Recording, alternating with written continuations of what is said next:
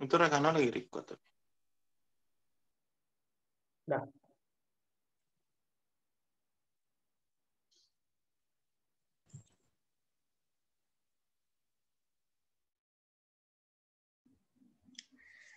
Assalamualaikum warahmatullahi wabarakatuh. Waalaikumsalam warahmatullahi wabarakatuh. Hello everyone, it's great to see you all. First of all, let's say thanks to Allah because of His blessing, we are able to join in this discussion. Secondly, peace and solution might be upon our Prophet Muhammad Sallallahu Alaihi Wasallam. Let me introduce our group. We are from Group 1 with members Silva Maharani with student ID number 85, Vita Khairunisa with student ID number 94, Rehano Andria Parastu with student ID number 99, and me, Lola Depra, with student ID number 102, as the moderator in this discussion. Today, we will present about hakikat perkembangan peserta didik. The first will be explained by Vita, the second by me, the third by Rehano, fourth by Silva, and the last one will be explained by Vita. Get started.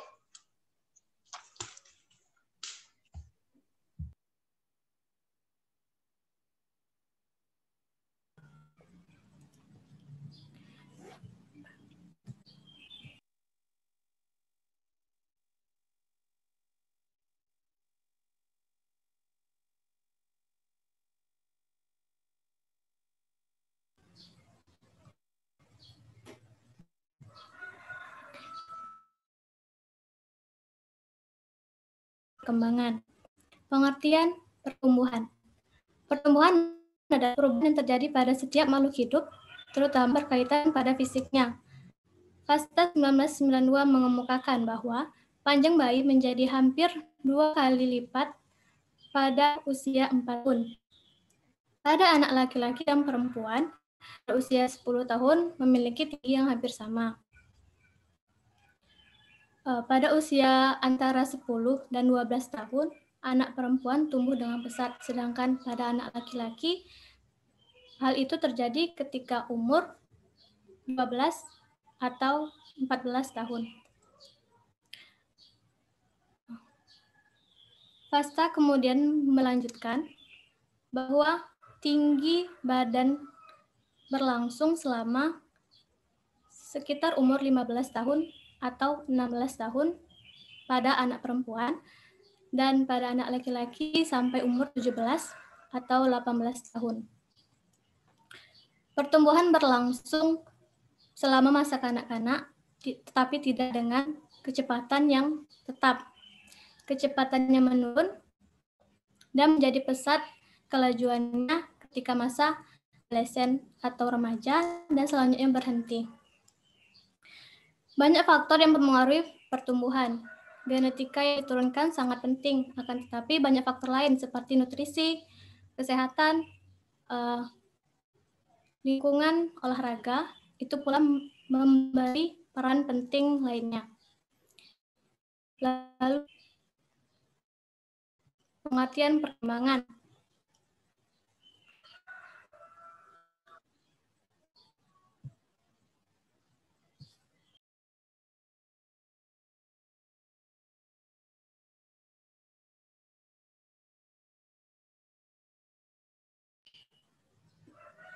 Perkembangan menurut berbagai pandangan.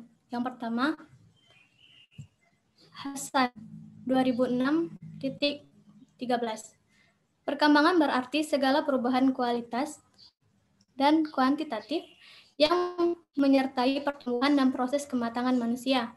Yang kedua, ada Sandrock dan Yusen 1992. Perkembangan adalah pola gerakan atau perubahan yang dimulai pada saat terjadi pembuahan dan berlangsung terus selama siklus kehidupan. Yang nomor 3, Harlock, yaitu pada 1980.2. Perkembangan sebagai rangkaian perubahan progresif yang terjadi sebagai akibat dari proses kematangan dan pengalaman. Yang keempat ada Harlock, yaitu 1980.3. Pada dasarnya, dua proses perkembangan, yaitu pertumbuhan atau evolusi dan kemunduran atau involusi, terjadi secara serentak dalam kehidupan manusia.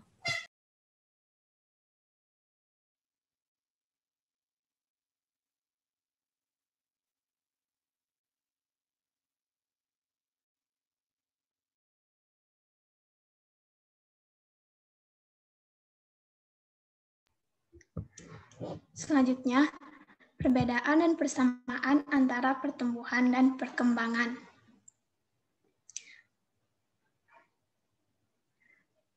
Pertumbuhan dan perkembangan tentu memiliki perbedaan dan juga persamaan. Next.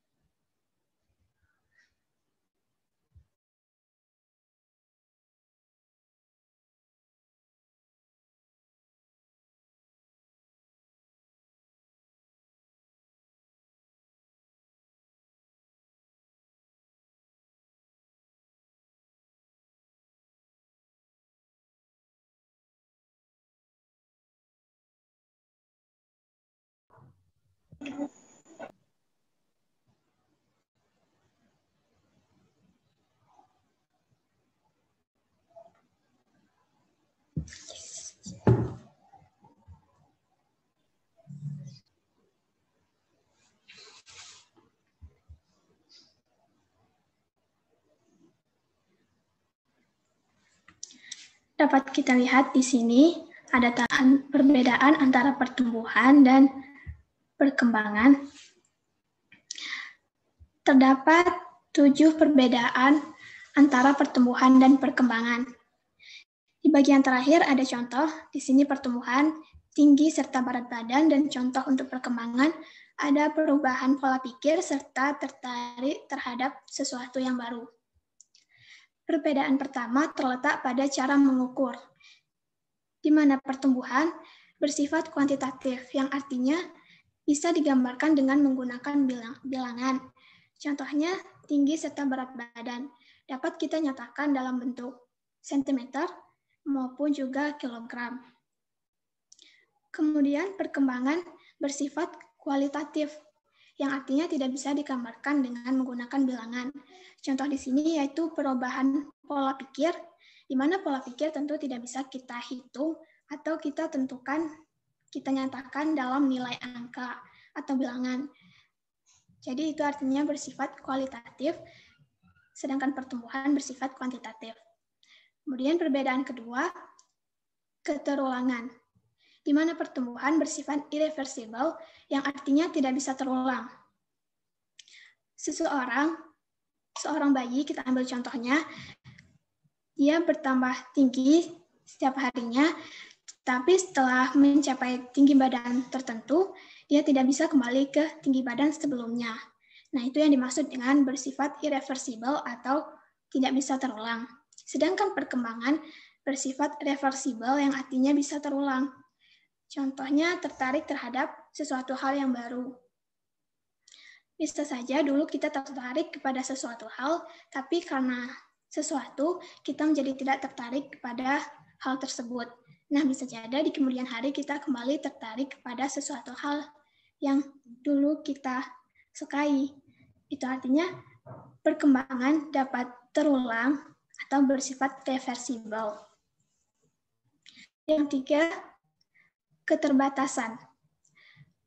Pada prosesnya, pertumbuhan akan mengalami batas.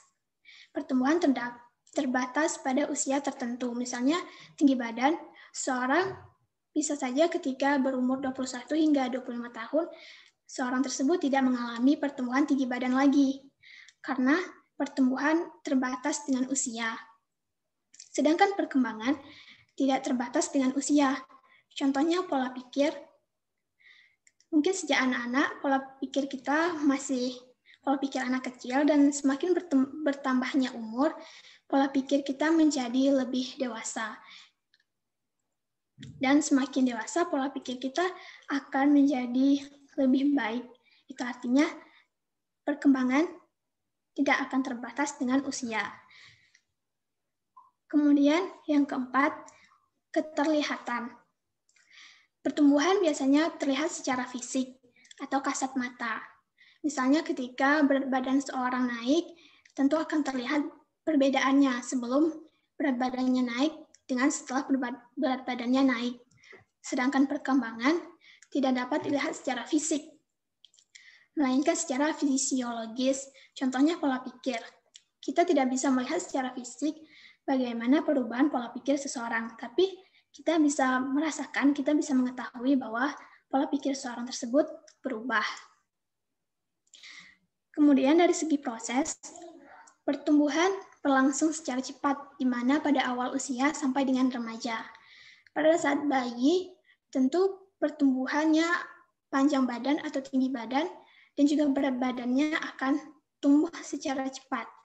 Kemudian ketika remaja dan hingga dewasa, prosesnya akan melambat atau mungkin bisa saja berhenti, karena pertumbuhan juga bersifat keterbatasan.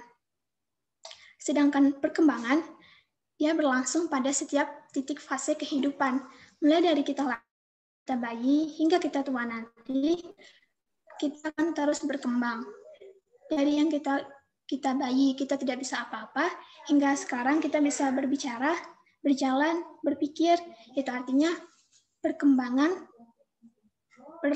proses perkembangan berlangsung pada setiap titik kehidupan. Kemudian yang terakhir, dilihat dari faktor yang mempengaruhinya. Pada pertumbuhan, faktor yang mempengaruhinya adalah pembelahan sel.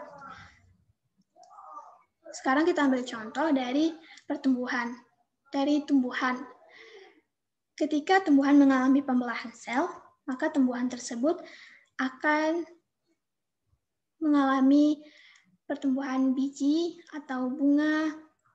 Sedangkan perkembangan biasanya dipengaruhi oleh adanya pengalaman, bisa juga dipengaruhi oleh lingkungan, dan lain-lain.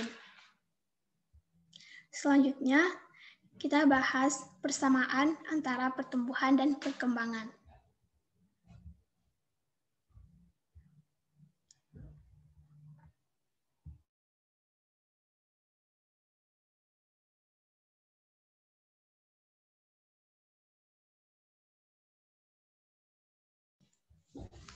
Di sini dapat terlihat bahwa Carl E. Garrison mengatakan bahwa pertumbuhan adalah perubahan individu dalam bentuk ukuran badan, perubahan otot, tulang, kulit, rambut, dan kelenjar.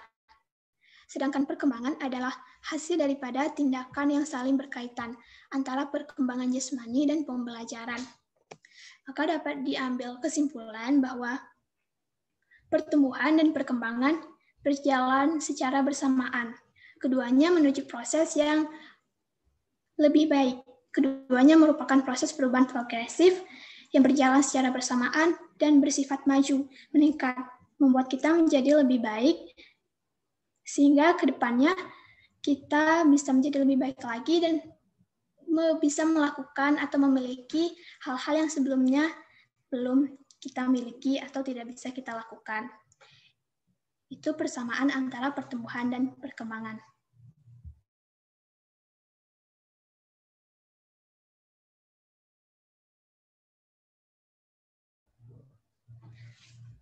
Selanjutnya, tabel perbedaan dan persamaan pertumbuhan dan perkembangan. Seperti yang sudah dijelaskan tadi, ada perbedaan dan persamaan antara pertumbuhan dan perkembangan. Di sini, pertumbuhan merujuk pada aspek fisik dan perkembangan berkaitan dengan organisme yang sebagai keseluruhan. Pertumbuhan merujuk kepada perubahan dalam ukuran yang menghasilkan pertumbuhan sel atau peningkatan hubungan antar sel, sedangkan perkembangan merujuk pada kematangan struktur dan fungsi.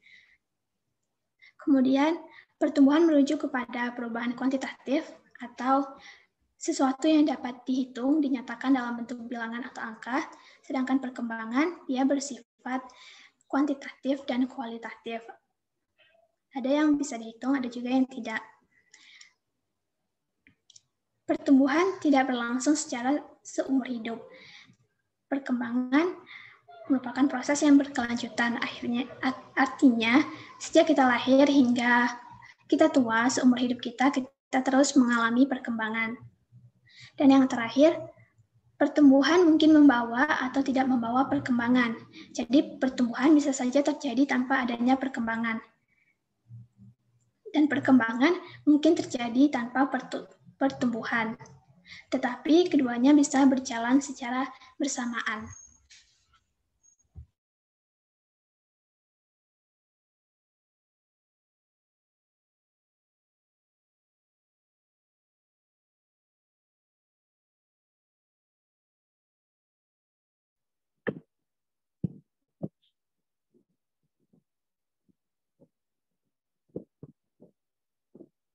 Di sini yang ketiga yaitu tahapan perkembangan peserta didik.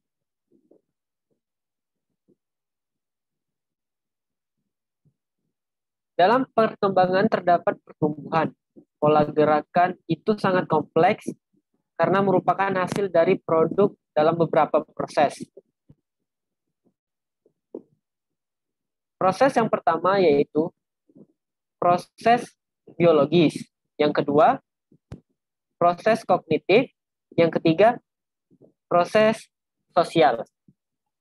Proses biologis meliputi perubahan-perubahan fisik individu.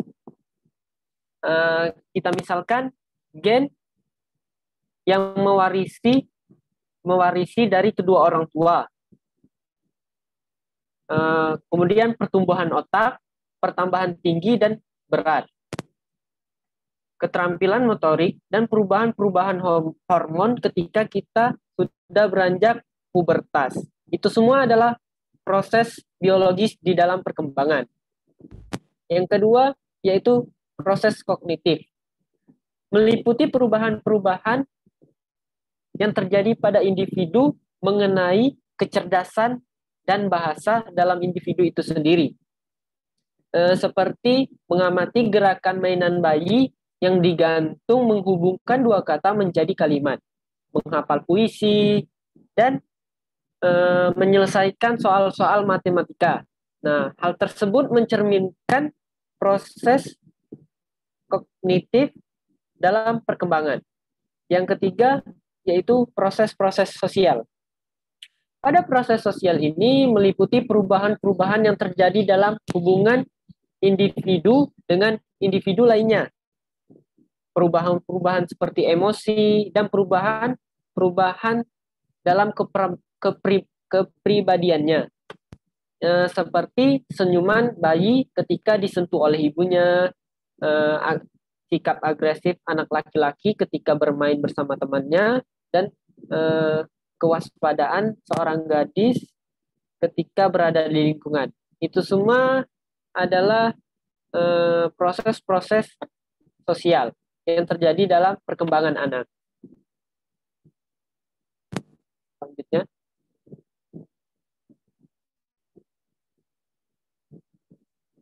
Nah, di sini pembagian waktu dalam perkembangan disebut juga fase-fase perkembangan.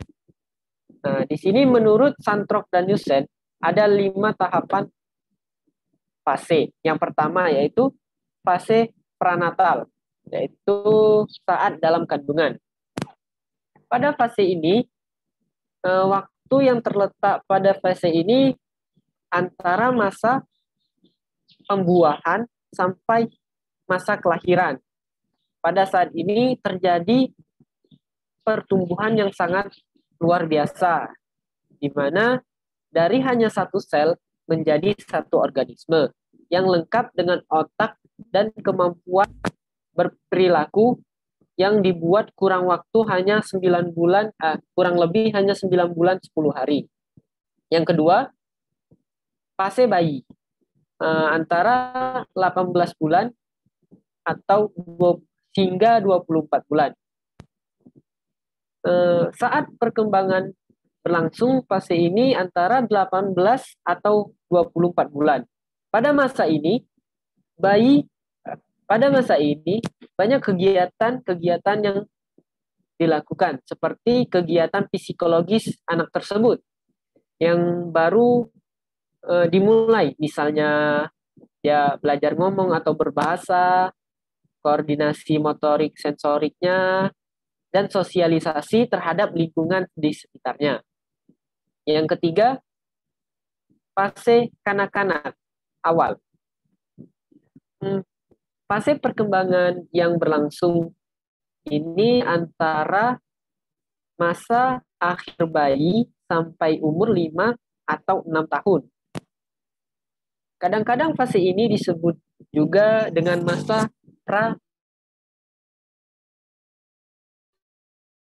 mereka belajar melakukan sendiri banyak hal dan berkembang keterampilan-keterampilan yang berkaitan dengan kesiapan anak tersebut untuk bersekolah dan memanfaatkan waktu di mana dia bisa bermain sendiri, bermain sama teman-temannya, dan belajar. Keempat, yaitu fase kanak-kanak tengah dan akhir. Pada fase ini berlangsung sekitar usia 6 sampai 11 tahun. Hal ini sama dengan masa usia sekolah dasar. Anak-anak menguasai kemampuan-kemampuan seperti membaca, menulis, dan berhitung. Hal tersebut secara formal dapat dikatakan anak-anak tersebut telah memasuki dunia yang lebih luas dari fase sebelumnya. Yang kelima, fase remaja. Pada fase remaja ini terjadi perkembangan transisi dari masa kanak-kanak ke masa dewasa awal, yang dimulai sekitar 11 sampai 12 tahun dan berakhir 18 sampai 22 tahun. Pada fase ini, remaja banyak mengalami perubahan-perubahan fisik yang sangat cepat. Seperti contohnya perubahan perbandingan ukuran bagian-bagian badan, terus berkembangnya karakteristik seksual dan pola pikir yang lebih maju dari sebelumnya.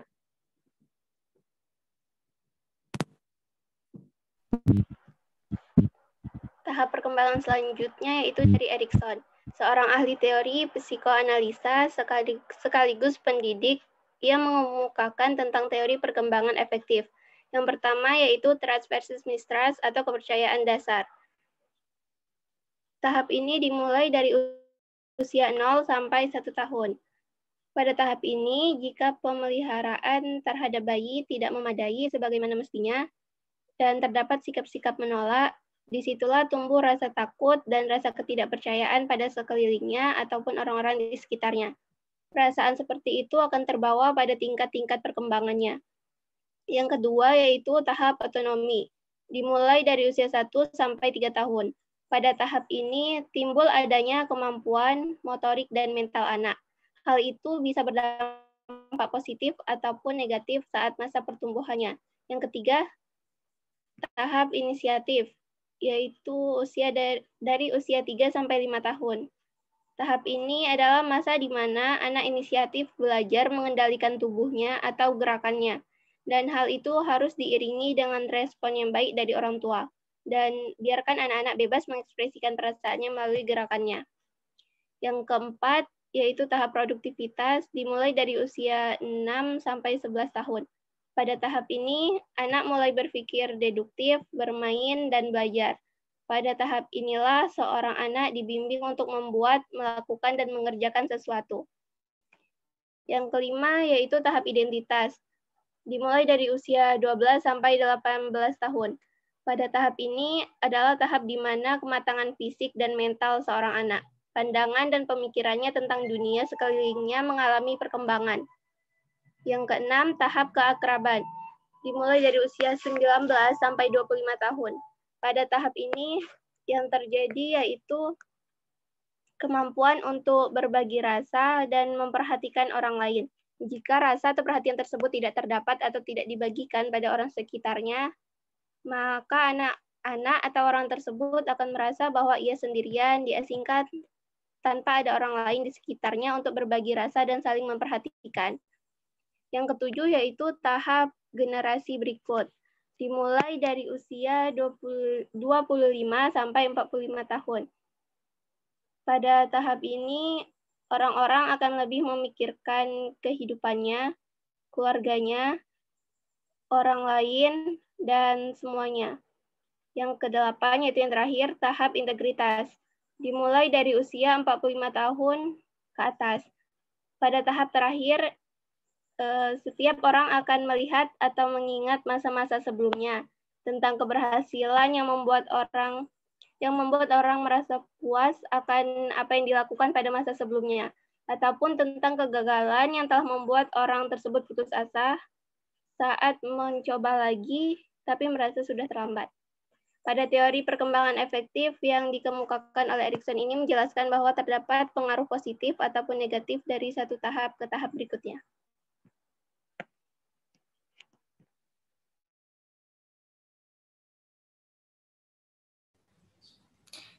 Yang selanjutnya 4 tahap perkembangan anak sampai mampu berpikir seperti orang dewasa menurut Piaget.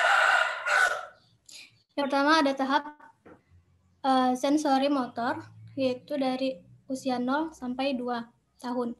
Pada tahap ini, hampir seluruhnya mencakup gejala yang diterima secara langsung melalui indera.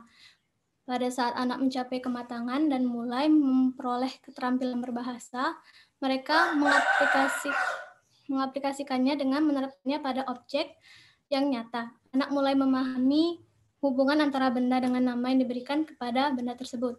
Yang kedua ada tahap pra-operasional, yaitu dari usia 2 sampai 7 tahun.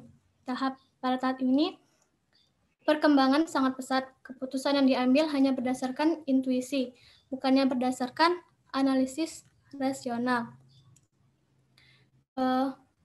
Anak biasanya mengambil keputusan dari sebagian kecil yang diketahuinya, dari suatu keseluruhannya yang besar. Menurut pendapat mereka, pesawat terbang adalah benda kecil yang berukuran 20 cm. Karena hanya itulah yang nampak pada mereka pada saat mereka melihatnya dari bawah. Lalu yang ketiga, ada tahap operasional konkret, yaitu pada usia 7 sampai 11 tahun. Kemampuan berpikir logis. Pada tahap ini, mereka dapat berpikir secara sistematis untuk memecahkan suatu masalah. Pada tahap ini, permasalahan yang dihadapinya adalah permasalahan yang konkret. Yang keempat ada tahap operasional formal, yaitu pada usia 11 sampai 15 tahun. Tahap ini ditandai dengan pola pikir orang dewasa. Mereka dapat mengaplikasikannya secara berpikir terhadap permasalahan yang semua kategori baik, yang abstrak maupun yang konkret. Pada tahap ini, anak sudah dapat memikirkan buah pikirannya, dapat membentuk ide-ide, berpikir tentang masa depan secara realistis. Pada moderator saya kembalikan.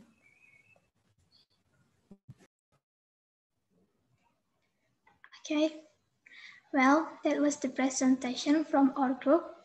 Next is the question and answer session. If anyone has any question, we welcome. We're open 3 questions, please. Silakan pada teman-teman yang ingin bertanya.